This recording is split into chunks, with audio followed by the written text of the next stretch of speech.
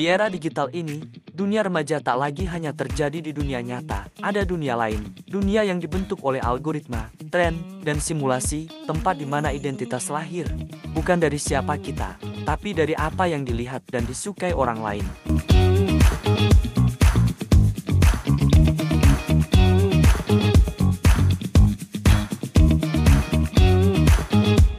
TikTok lebih dari sekadar aplikasi hiburan. Ia menciptakan standar, wajah mulus dengan filter, tubuh ideal, tren berpakaian, bahkan gaya bicara tertentu. Menurut teori hiperrealitas Jean Baudrillard, di dunia modern, batas antara realitas dan representasi menjadi kabur. Kita tak lagi melihat kenyataan, kita hidup di dalam simulasi.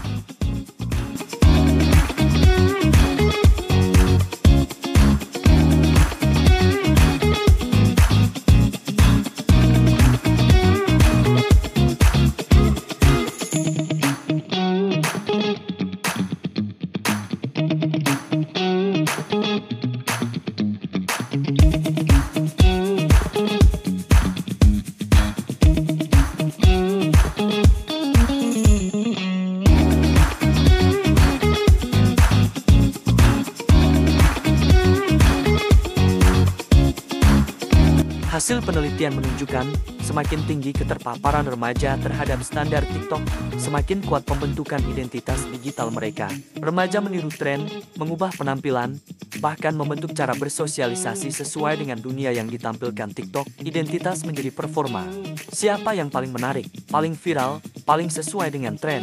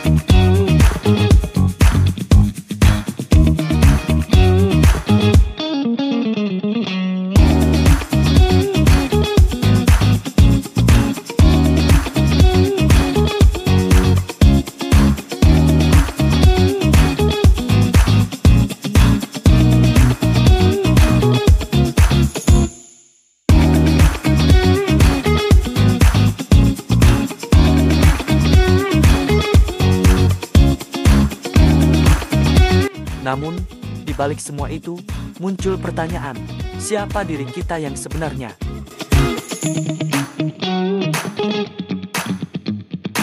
Media sosial menawarkan ilusi kedekatan, kita bisa berteman dengan siapa saja, kapan saja. Namun, penelitian ini juga menemukan bahwa hubungan nyata seringkali menjadi dangkal ketika pencitraan lebih penting daripada kedekatan emosional. Interaksi menjadi permukaan semata tanpa ikatan yang mendalam.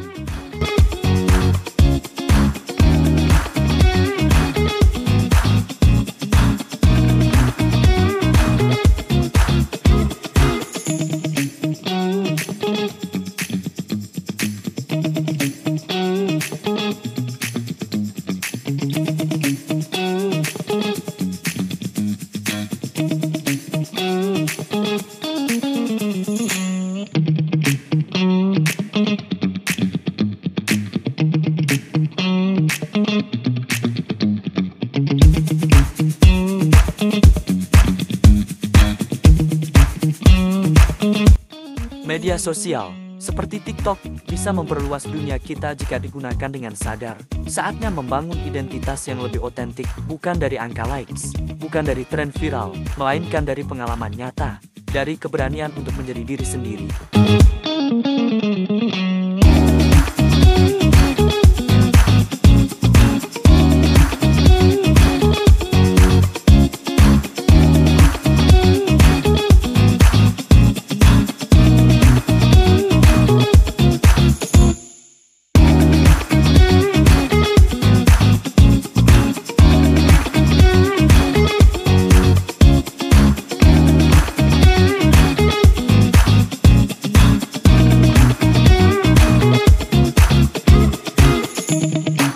Di dunia simulasi ini, mungkin langkah paling berani adalah menjadi nyata.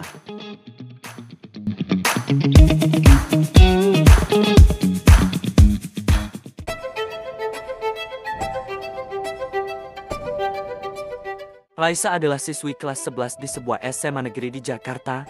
Sejak pandemi COVID-19, ia mulai aktif di TikTok mengikuti tren video pendek yang sedang viral. Awalnya, Raisa hanya membuat konten tarian sederhana bersama teman-temannya. Namun seiring berjalannya waktu, ia mulai merasa terdorong untuk mengikuti standar kecantikan dan gaya hidup ideal yang sering ia lihat di platform tersebut. Setiap hari, Raisa menghabiskan lebih dari 4 jam di TikTok, mencari inspirasi untuk konten dan memperhatikan komentar dari pengikutnya. Ia mulai mengubah cara berpakaian, meniru gaya bicara influencer terkenal, dan bahkan mengedit wajahnya agar tampak sesuai dengan standar kecantikan yang sedang tren.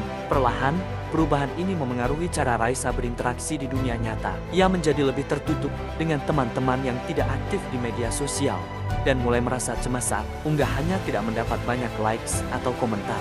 Guru BK di sekolahnya mulai menyadari perubahan perilaku Raisa. Saat di kelas, ia tampak kurang fokus, dan saat berdiskusi, ia cenderung menyampaikan pendapat yang dipengaruhi oleh narasi media sosial, bukan dari pemikiran kritisnya sendiri. Saat ditanya, Raisa mengaku bahwa ia merasa harus menjadi seperti orang-orang di TikTok agar diterima oleh teman-teman sebayanya dan merasa bernilai.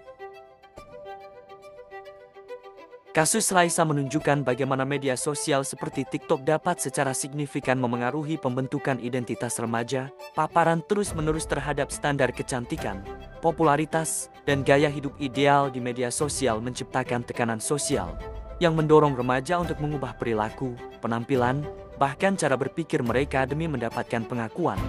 Tanpa adanya literasi digital dan dukungan dari lingkungan sekitar, remaja rentan kehilangan jati diri dan mengalami gangguan dalam interaksi sosial di dunia nyata. Oleh karena itu, penting bagi pendidikan dan keluarga untuk berperan aktif dalam membimbing remaja agar dapat menggunakan media sosial secara sehat dan kritis.